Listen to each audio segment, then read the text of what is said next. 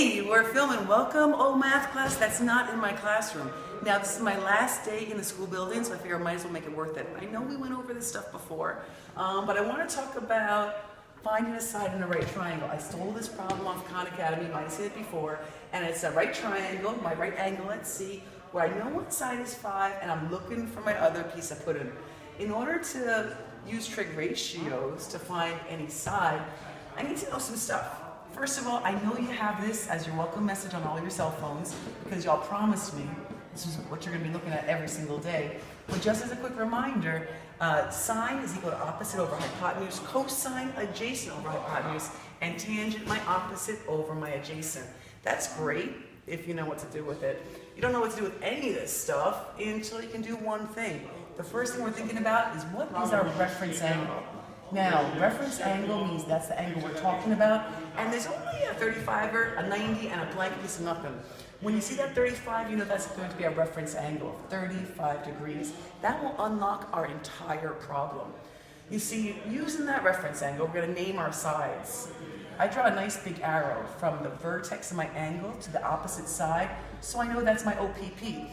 Otherwise known as opposite. And I'm looking for the box because across from that 90 is going to be my hypotenuse, the largest side of any triangle, and my second step to unlocking this problem. So I got to think for a minute. This is the toughest part of any problem.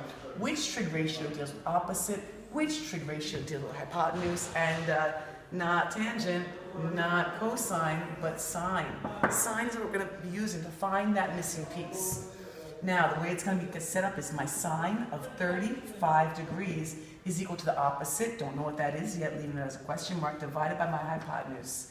Looks beautiful, but I don't want question mark over 5. I want to know what question mark is. So I'm going to drop a 1 underneath, cross multiply to get 5 times sine of 35. 5 times sine of 35 degrees equals 1 times a question mark. Now this is where I get messed up in high school. I told you this before, but I'll tell you again. This 5 is times the whole quantity of sine of 35 degrees. Don't put 5 inside for the degree measure, otherwise you get mangulied up. And you can't do this in your head. You can't do this like this. Khan Academy's got a little calculator you can pull down, God bless that. But I'm gonna pull on the heavy hitter. Hold on 1 minute, here I come. That's right, it's right here. It's magic. Don't you miss having these every day in class? As if I would ever give them to you every day in class. When you're using this Mama Jama, you gotta make sure you're in degree mode because we're not fancy enough to know what a radian is just yet. Now, for this guy, we wanna do 5. That's 5 times, there's a sine button. We can call it sin because no one else is watching except for anyone else on YouTube right now. 5 times sine of 35 degrees will give you my answer. Cross your fingers, pray to the math gods, and butchang, we got it.